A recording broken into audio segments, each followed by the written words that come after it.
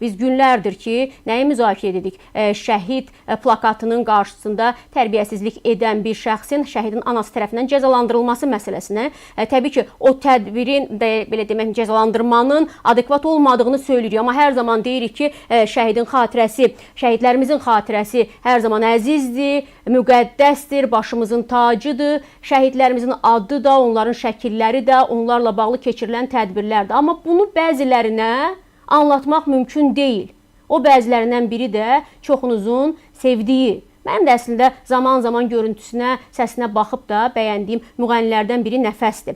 Müğənni Nəfəs sosial şəbəkədə yayılan videosuna görə tənqid olunub. Videoda ifaçının şəhid fotoları qarşısında rəqsi əks olunub. Onun bu hərəkəti isə bir mənalı qarşılanmayıb. Nəfəsin konsertlərdən birində lenta alınan görüntüsünə isə sosial şəbəkədə yüzlərlə tənqid yazılıb, dəyərli izləyicilər. Heç səsli şəkildə dinləməyə ehtiyac yoxdur. Görüntü hər şeyi deyir bizə. Mən anlayıram, konsertdə oynayarlar. Mən anlayıram, konsertdə oxuyarlar. Mən anlayıram, konsert demək həm də əylənmək deməkdir. Amma mən bir şeyi anlamıram.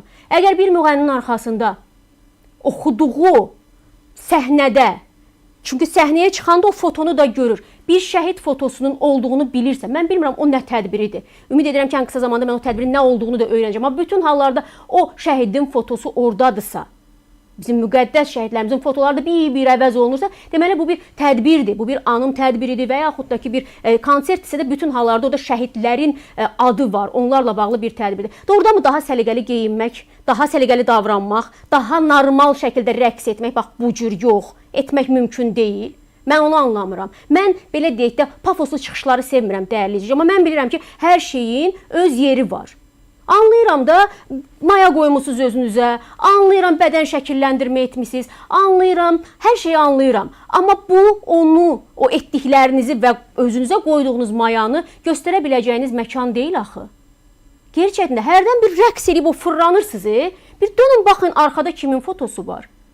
İcra başçıları şəhid lövhələrini yığışdırırlar ki, ay mane olur. Bu birisi gedir şəhid lövhəsinin qarşısında üzü istəyirəm ombasını oynadır. Mən demirəm, durun düppədüz mahnı oxuyun. Amma daha vətənpərvər ruhda, daha bizim xalq mahnılarımızı daha normal ədəbli formada oxumaq mümkün deyilmi? Sizin bir prodüseriniz yoxdurmu? Sizin bir ağsaqqalınız, qarasaqqalınız yoxdurmu? Sizə izah eləmirlərmi ki, məsələn, şəhid adı nə deməkdir? Siz bunu anlamırsınızmı, bilmirsinizmi?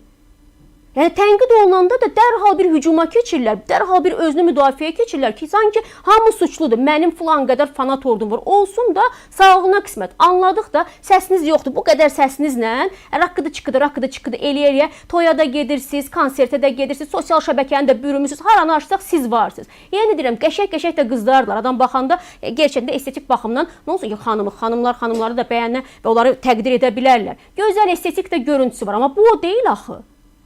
Bu deyil axı, bu bir səhnə ədəbi var, bir geyimi var, bir kecimi var. Bir şəhidin adına, onun ruhuna, o tədbirin mahiyyətinə uyğun olaraq anlamırsınız, doğrudanmı bunu anlamırsınız? 2 vur 2 bərabər. Biz belə bilirik ki, ad gününə gedəndə nə geyinmək lazımdır, efirə çıxanda nə geyinmək lazımdır. Yəni, bütün cəmiyyət bunu anlayırsa, siz minlərlə, yüz minlərlə, milyonlarla fanat ordusu olan müğənnilər bunu anlamırsınız. Hər gün mü kimlərsə şəhid adıyla ya manipulyasiya eləməlidirlər, ya insanları qıcıqlandırmalıdırlar, ya hansısa formada qəzəbə səbəb olmalıdırlar. Niyə? Tamam, qəbul etdik də sizi. Yenə də deyirəm. Anladıq, böyük səsiniz, sənətə böyük faydanız yoxdur. Raqqıdı-çıqqıdı ilə milyonlar qazanırsınız, sağlığınıza qismət, qalinvagenləriniz, villalarınız, bağınız yenə sağlığınıza qismət. Ondan artıq bizim işimiz yoxdur. Amma deyirik ki, dəyərlər var. Bunu bilin, bunu öyrənin. Konsert verəndə də, və mesaj verəndə də, özünüzü aparanda da, geyinəndə də, kecinəndə də bunu bilin də, bilin. Yəni bunu edək, bu o üzr istəyirəm, ombu oynadacağınız konsert deyil də.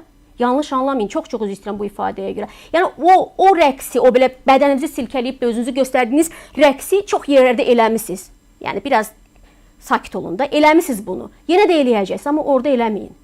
Lütfən orada eləməyin və harda olduğunuzu, məkanı, adı, fotoları, onların ruhuna ən azı hörmətsizlik eləməyin. Onların ailəsinə hörmətsizlik eləməyin. Yəni, ola bilər, onların ailəsi sizi çox sevmiş ola bilərlər, şəhid ailələri. Yəni, oradakılar da sizi çox sevmiş ola bilərlər. Bununla mənim işim yoxdur.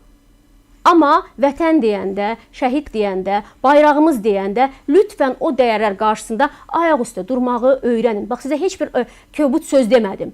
Çünki bəzən inciyirsiniz, bilirəm ki, bəzən kəsir göndərirlər, zənglər də gəlir, xəbərim var hər şeydən. Amma bəzi məsələlərlə bağlı mən sadəcə olaraq bir Azərbaycan vətəndaşı, o jurnalistikanı qoyuram bir kənara, sayğılı olun.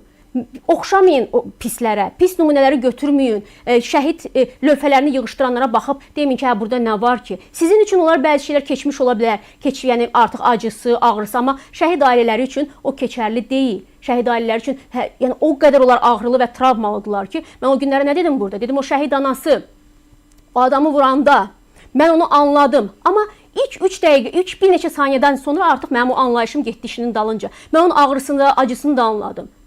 Başa düşürəm ki, o travmada da, o hələ də anlaqlı vəziyyətdə deyil. Mən onu da anladım. Çünki biz özümüz belə, hətta yəni övladımızı Allah eləməsin də, yəni yaşlı atamızı itirsəndə belə 5-6 il onun travmasının altında oluruq. Hər dəfə gözümüzdə olur. Mən onun hamısını anlayıram. Hamımız insanıq.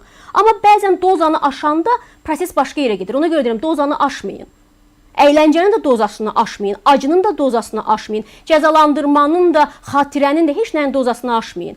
Mən o pafoslu cümləni demək istəmirəm, amma gerçəkdən də pafos deyir, reallıqdır. O igidlər, o oğlanlar ona görə şəhid olmayıblar ki, ona görə torpaq uğrunda canlarından, qanlarından, gələcəklərindən, gözəl arzularından, xəyallarından ona görə vaz keçməyiblər ki, nəfəs sabah onlar öləndən sonra gəlsin onların fotosunun qabağında üzr istəyirəm bombasını oynatsın.